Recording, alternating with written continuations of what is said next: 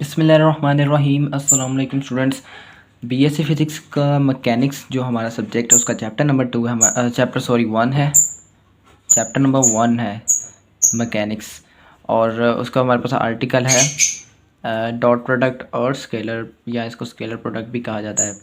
Chapter number 2 मैंने इस वजह से लिख दिया क्योंकि चैप्टर नंबर 2 जो था हमारा फर्स्ट ईयर का, वो भी हमारा वेक्टर इक्विलिब्रियम का था, तो वही मेरे माइंड में आ रहा था।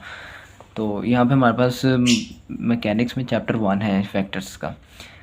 इसका हमने चैप्टर नंबर 2 में भी पढ़ा था काफ़ी, इंटरमीडिएट में स्केलर वेक्टर्स में डॉट प्रोडक्ट और स्केलर प्रोडक्ट के और क्रॉस प्रोडक्ट के बारे में भी। लाइक अगर हमारे पास कोई दो स्केलर नंबर है, लाइक 2 और 2 है, तो उसका आंसर भी एक स्केलर आएगा, लाइक दिस। अगर हम वेक्टर्स की बात करें कि वेक्टर्स को कैसे किया जाता है, तो वेक्टर के लिए हम अरिथमेटिक रूल जो हमने यहाँ पे यूज़ किया, यहाँ अरिथमेटिक रूल नहीं होता, उसके लिए सेपरेट हमारे पास वेक्टर अलजेब्रा होता है। फॉर एग्जांपल, अगर मैं किसी स्केलर नंबर को, यहाँ पे हमारे पास एक वेक्टर है 2a, ये एक वेक्टर है, तो इसको अगर मैं एक स्केलर नंबर यानी कि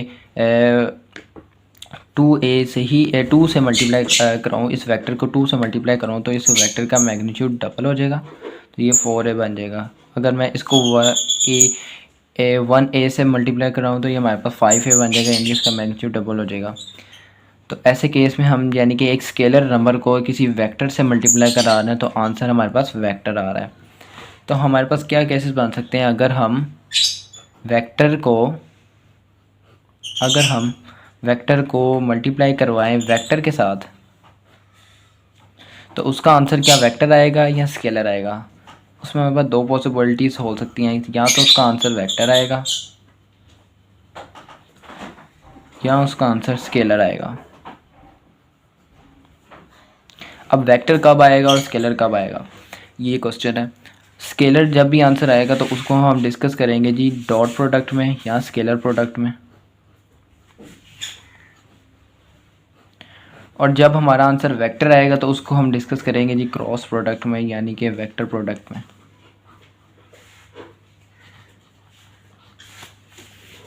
और इस लेक्चर में हम जो है डॉट प्रोडक्ट को डिस्कस करेंगे। तो इसकी डेफिनेशन से स्टार्ट करते हैं जी। यहाँ पे इसकी डेफिनेशन लिखते हैं, डॉट प्रोडक्ट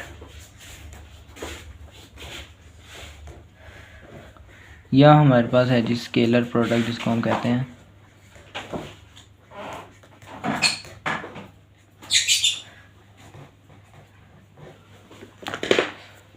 क्या होगी इसकी definition, if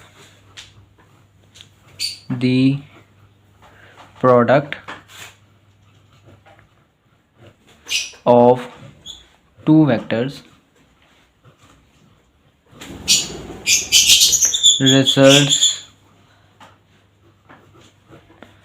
a scalar quantity in a results in a scalar quantity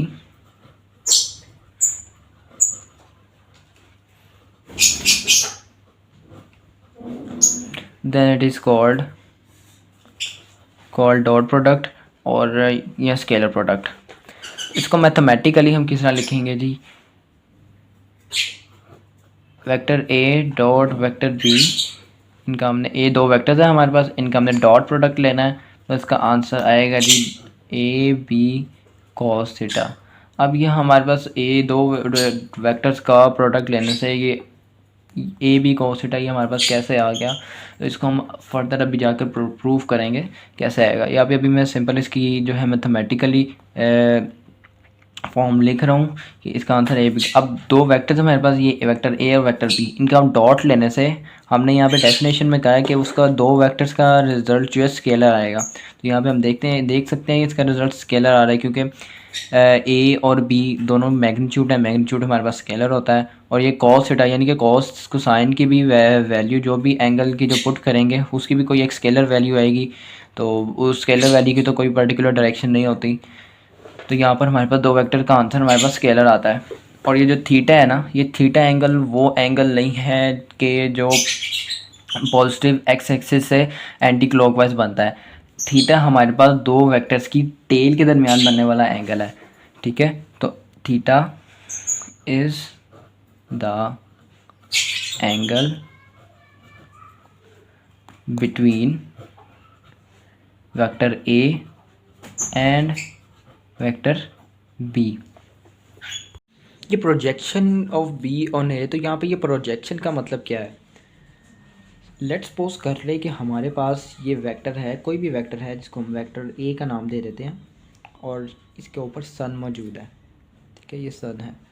अब सन बिल्कुल ऊपर मौजूद है, तो इसके ऊपर, इस वेक्टर के ऊपर इस सन की जो लाइट पड़ेगी तो उससे इसका एक शैडो इमेज यहाँ पे एक क्रिएट होगा, ठीक है। तो वो इस तरह का बनेगा। अब यहाँ पे मैं जो इसका इमेज बन रहा है, तो यहाँ पे ये जो हॉरिजॉन्टल कंपोनेंट होता है उसको हम एक्स कंपोनेंट कहते हैं, और उसमें जो है एंगल की वैल्यू जो कॉस थीटा लेते हैं। तो यहाँ पे इसका आंसर जो कंपोनेंट ये वाला बनेगा उसको हम कहेंगे ए कॉस थीटा। यहाँ पे ए की जगह हम कोई दूसरा वेक्टर बी ले लें तो उसका आंसर बी कॉस थीटा होगा। सी ले लें, सी का आंसर सी कॉस थीटा होगा। वेक्टर कोई भी ले लें, नाम कोई भी ले लें उसका। अब हम अगर वेक्टर के एंगल चेंज करें, यानी कि वेक्टर को इस तरह ऊपर इस तरह लेते जाएं, तो जिस तरह वेक्टर इस तरह, यानी कि इस पॉइंट पर वेक्टर आएगा तो उसका प्रोजेक्शन भी, अगर सन यहाँ पे है तो उसका प्रोजेक्शन भी उतना ही कम बनेगा। यानी कि जितना एंगल उसका इंक्रीज, थीटा इंक्रीज करते जाएंगे तो उसका जो है वेक्टर, जो उसका जो कंपोनेंट है वो भी कम होता जाएगा। अगर हम 90 डिग्री पे ये इस वेक्टर को ले जाएं तो हमारे पास जो है वो एंगल जो है बिल्कुल ज़ीरो हो जाएगा, सॉरी 90 हो जाएगा, और इफेक्टिव कंपोनेंट जो है हमारे पास ज़ीरो हो जाएगा। तो यहाँ पे हमने बी ए प्रोजेक्शन को हम एज अ शेडो भी इमेजिन कर सकते हैं। तो ये है उसकी फ़िज़िकल इंटरप्रिटेशन कि हम एक वेक्टर को किस तरह फिज़िकली डिस्क्राइब कर सकते हैं। तो यहाँ पे मैंने बी को बहुत से नाम दिए थे, यानी कि ये बी है और ये ए वेक्टर है। तो बी का जो प्रोजेक्शन जितना बन रहा है ए के ऊपर, तो उसको हम जितना उसका कंपोनेंट बन रहा है उसको हम कहेंगे जी बी कॉस थीटा, और वो ए की डायरेक्शन में है। तो बी को हमने यहाँ पे नाम दिया था horizontal component of beta, effective component of beta, component of B in direction of A, projection of B on A, X component of B. तो ये सारे जो है बी के ही नाम है। तो अब देखते हैं जी इसकी फिजिकल इंटरप्रिटेशन, यानी कि कोई वेक्टर अगर ये जो हमने लिखा है ये, इसको हम फिजिकली कैसे ड्रॉ कर सकते हैं। दो वेक्टर हमारे पास, उनका डॉट प्रोडक्ट लिया जा रहा है, तो वो उसका फिजिकली हम दो वेक्टर्स को कैसे ड्रॉ करेंगे। तो यहाँ पे अगर हम देखें तो यहाँ पे हमारे पास तीन चीज़ें नहीं हैं। ये वेक्टर ए है और ये वेक्टर हमारे पास एक दूसरी चीज़ है, ये एक चीज़ है, ये दूसरी चीज़ है, यानी कि ये बी कॉस थीटा बी का कंपोनेंट है। क्या मतलब है इस बात का? अगर हम दो वेक्टर्स ड्रॉ करें, ये वेक्टर ए है और ये वेक्टर है बी, ठीक है, और ये इन दोनों के दरमियान में बनने वाला एंगल है थीटा। अगर मैं बी से एक परपेंडिकुलर ड्रॉ करूं ए के ऊपर, और थीटा के साथ वाली साइड जो हमारे पास एक्स कंपोनेंट होती है, तो उसके वहाँ पे हम जो एंगल वो कॉस थीटा लेते हैं। तो ये हमारे पास होगा कंपोनेंट, ये इतना कंपोनेंट होगा बी का, और इसको हम कहेंगे बी कॉस थीटा, ठीक है। अब ये हमारे पास जो ए डॉट बी, जो इसका आंसर हमारे पास आता है A B cos theta,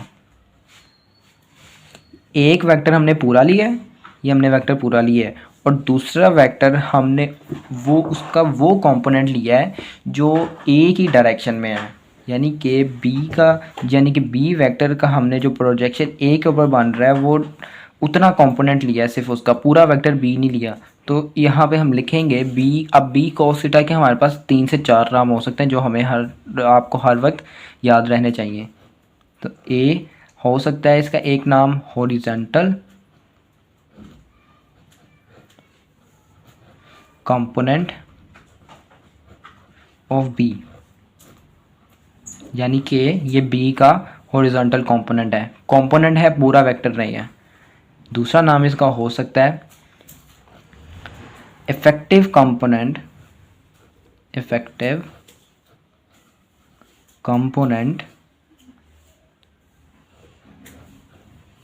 of B, इसको हम बी का इफेक्टिव कंपोनेंट भी कह सकते हैं।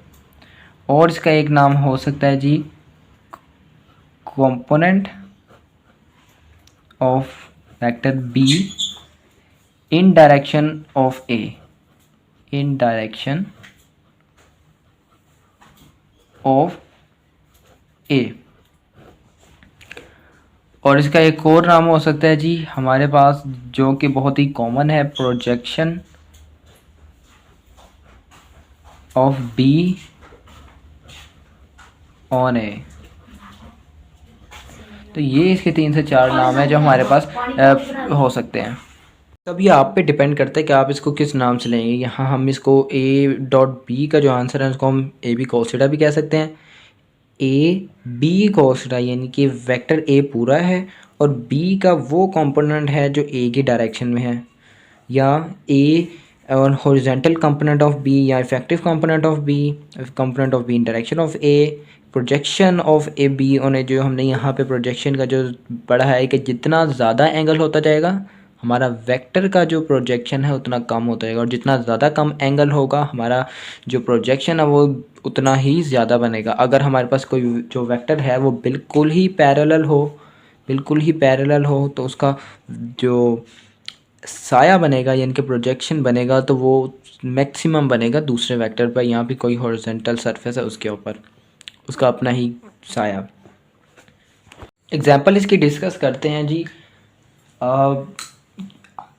हमारे पास डॉट प्रोडक्ट की बेशुमार एग्जाम्पल हैं, जिनमें से हम अगर वर्क डन की एग्जाम्पल लें, दैट वर्क डन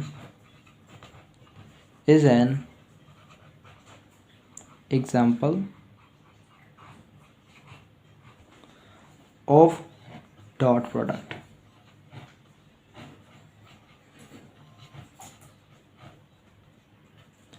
अच्छा जी, यहाँ पे हमने ले ली वर्क डन की example as a dot product, लेकिन हमने कैसे डिसाइड कर दिया कि वर्क डन में डॉट प्रोडक्ट लगेगा या किसी और हमने कोई भी क्वांटिटी ले लेते हैं उसमें हम कहेंगे जिसमें क्रॉस लगेगा डॉट नहीं लगेगा, या इसमें वर्क डन में डॉट लगेगा क्रॉस नहीं लगेगा, हमने कैसे डिसाइड कर लिया? एक एग्जांपल इसके लिए डिस्कस करते हैं जी। अगर मेरे पास एक बॉक्स है, ठीक है, और उसको कोई भी पर्सन जो है इस तरह एक रस्सी से बांधकर खींच रहा है, सरफेस पे किसी रस्सी से बांध के खींच रहा है। अब हम क्या करते हैं जी, हमारे पास और इसके ऊपर यानी कि वर्क कर रहा है, और वर्क का फार्मूला होता है हमारे पास W is equal to FD, ठीक है, FD इसका वर्क का फार्मूला होता है। अब डिस्प्लेसमेंट जो है हमारे पास इस डायरेक्शन में हो रहा है, ठीक है, ये हमारे पास डिस्प्लेसमेंट हो रहा है, और फोर्स जो है हमारे पास वो लग रही है इस डायरेक्शन में F। तो फोर्स क्या पूरा का पूरी वर्क करवा रही है? हम कहेंगे नहीं। अब फोर्स जब पूरी वर्क नहीं करवा रही तो हमने ये मालूम करना है कि इसके अंदर जो ये अपने मैस जो डिस्प्लेस हो रहा है वो किस तरह हो रहा है, क्योंकि फोर्स इस डायरेक्शन में लग रही है, जो मैस जो है इस डायरेक्शन में जा रहा है। तो हम क्या करते हैं जी, फोर्स से अगर यहाँ पे इस ऊपर सूरज वाली जो बात हमने याद अब पढ़ी थी, अगर इसके ऊपर फोर्स का जो अगर एक प्रोजेक्शन बन रहा हो, इस साया बन रहा हो इस डिस्प्लेसमेंट पे, तो यहाँ पे फोर्स के जो सामने वाला कंपोनेंट है वो क्या आ जाएगा जी, F साइन थीटा। और ये जो वर्टिकल कंपोनेंट है, और जो हॉरिजॉन्टल कंपोनेंट है इसका वो हो जाएगा जी F कॉस थीटा, ठीक है। अब हमारे पास हमने ये देखना है कि असल में फोर्स का कौन सा कंपोनेंट जो है वर्क करवा रहा है। अगर हम F साइन थीटा को देखें तो उसमें हमें कोई वर्क होता हुआ नज़र नहीं आ रहा, क्योंकि उसकी डायरेक्शन ही अपवर्ड है। F को देखें तो F की डायरेक्शन जो हमारी इस डायरेक्शन में जा रही है, और जो मैस है हमारा इस डायरेक्शन में जा रही है, यानी कि F भी हमारे पास वर्क नहीं करवा रहा। तो हमारे पास जो वर्क करवा रहा है वो F cos थीटा का कंपोनेंट है, जिसकी वजह से हमारे पास जो मैस है वो अपनी डायरेक्शन में डिस्प्लेस हो रहा है। और इसको हमने क्या पढ़ा था, यानी कि फोर्स जो है, जो हमने डॉट प्रोडक्ट में पढ़ा था कि अगर हम वर्क डन जो हमारे पास असल में जो वर्क करवा रहा है वो F cos थीटा है, F का ये वाला कंपोनेंट ना F है ना F साइन थीटा है। तो जो वर्क डन करवा रहा है वो F करवा रहा है, यानी कि F डॉट डी, यहाँ पे लिखेंगे ऐसे नहीं, इसको लिखेंगे F cos theta in D, और ये हमारे पास टोटल वर्क डन हो रहा है, ठीक है। तो और इसको अगर हम ठीक करके लिखें जी तो ये होगा जी हमारे पास FD cos थीटा। तो ये इस F साइन थीटा का हमारे पास कंट्रीब्यूशन नहीं है, वर्क डन में ना इफ़ एफ़ का कोई कंट्रीब्यूशन है। तो इस अगर हमने डॉट प्रोडक्ट में हमने क्या करना है जी, डॉट प्रोडक्ट में उस क्वांटिटीज़ को हम डॉट का दरमियान डॉट प्रोडक्ट लेंगे जिसमें हमारे पास जो हॉरिजॉन्टल कंपोनेंट होता है वो हमारे पास इफ़ेक्टिव होता है, वो हमारे पास काम करवा रहा होता है। ये सिर्फ वर्क के केस में हमने ये एग्जांपल ली है। हमारे पास हम ये तो नहीं अब सोचते कि हमेशा ही ऐसा होगा। तो यहाँ पे अगर एक और मैं एग्जांपल लूँ तो ये मेरे पास एक रेंच है और इसको मैंने रोटेट करना है। तो इसको मैं मेरे पास 3 तरीके हैं, यानी कि अगर इसके मैं 3 कंपोनेंट बनाऊँ कि किस कंपोनेंट की डायरेक्शन में मैं फोर्स लगाऊंगा तो इसके अंदर रोटेशन प्रोड्यूस होगी, टॉर्क होगा। अगर मैं एफ cos थीटा वाला कंपोनेंट लूँ तो इसमें तो हमारे पास बिल्कुल भी रोटेशन नहीं होगी, इसका तो कंट्रीब्यूशन ही नहीं है रेंच को रोटेट करने में। अगर मैं एफ़ लूँ तो इसका एफ़ का जो भी हम अगर लें देखें तो ज़्यादा कंट्रीब्यूट फोर्स का नहीं होगा। लेकिन अगर मैं एफ़ साइन थीटा का कंपोनेंट लूँ तो तन हमारा जो है रेंच जो है वो एक अच्छी तरीके से रोटेट करेगा, एक इसमें अच्छा टॉर्क प्रोड्यूस होगा। तो आपने देखा कि इसमें हमारे पास एफ़ cos थीटा वाला कंपोनेंट इंपॉर्टेंट नहीं है, इसमें हमने प्रोजेक्शन जो है हमने वो नहीं इसमें कंसिडर की। तो इसमें कंट्रीब्यूट हमारे पास जो कौन कर रहा है वो एफ साइन थीटा का कंपोनेंट कर रहा है। तो this is how scientist choose कि किस हमने जगह पर एफ कॉस थीटा या एफ साइन थीटा हमने किस जगह पे कौन सा लेना है, किस तरह डॉट प्रोडक्ट लेना है, किस तरह कॉस प्रोडक्ट लेना है, कि जो हमारे पास एक्चुअल में हमारे पास कोई भी जो क्वांटिटी है जैसे वर्क है तो वो परफॉर्म हो रहा है तो उसका कौन सा कंपोनेंट जो है वो वर्क परफॉर्म कर रहा है। तो ये हमारे पास था कि हमने डॉट प्रोडक्ट कहाँ लेना है और हमने क्रॉस प्रोडक्ट कहाँ लेना है। तो वर्क डन का जो है फॉर्मूला लिखते वक्त हमें ये नहीं लिखना चाहिए कि एफ डी, यानी कि एफ़ के बाद डी डिस्प्लेसमेंट हमने लिया, तो फोर्स का हमने वो कंपोनेंट लेना है जो एक्चुअल में वर्क का है, यानी कि effective components of force, effective component of force, वो फोर्स जो वो फोर्स का वो कंपोनेंट जो असल में हमारे पास वर्क करवा रहा है। तो हमें वर्क का जो फॉर्मूला है वो असल में इस तरीके से लिखना चाहिए। तो अगर हमारे पास हॉरिजॉन्टल कंपोनेंट इफेक्टिव है देन डॉट प्रोडक्ट, अगर वर्टिकल कंपोनेंट इफेक्टिव है देन क्रॉस प्रोडक्ट हम लेते हैं। मैं यहाँ पे डॉट प्रोडक्ट की एग्जांपल बता रहा था, इसको हम वर्डिंग में भी लिख लेते हैं, लाइक वर्क डन, वर्क लिखते हैं खाली, work is a dot product of force and displacement। इसको हम इसका फॉर्मूला हम कैसे लिखते हैं जी, W is equal to F D. अब यहाँ पे हमारे पास ये डिस्प्लेसमेंट का एक वेक्टर है, डिस्प्लेसमेंट, और फोर्स का हमने वो कंपोनेंट लेना है जो हमारे पास असल में वर्क करवा रहा है। तो हमारे पास फोर्स जो है इफेक्टिव कंपोनेंट ऑफ फोर्स। तो हमारा जो है इसका फॉर्मूला क्या आ गया जी, डी डिस्प्लेसमेंट का जी हम मैग्नीट्यूड डी होगा और इसका जो हमारे पास जो मैग्नीट्यूड होगा वो होगा F cos theta. Horizontal component होगा ना फोर्स का जो वर्क करवा रहा है हमारे पास, जो हमने पिछले एग्जांपल्स में डिस्कस किया। तो इसको हम मैनेज करके लिख लेंगे तो हमारे पास होगा जी एफ डी cos थीटा।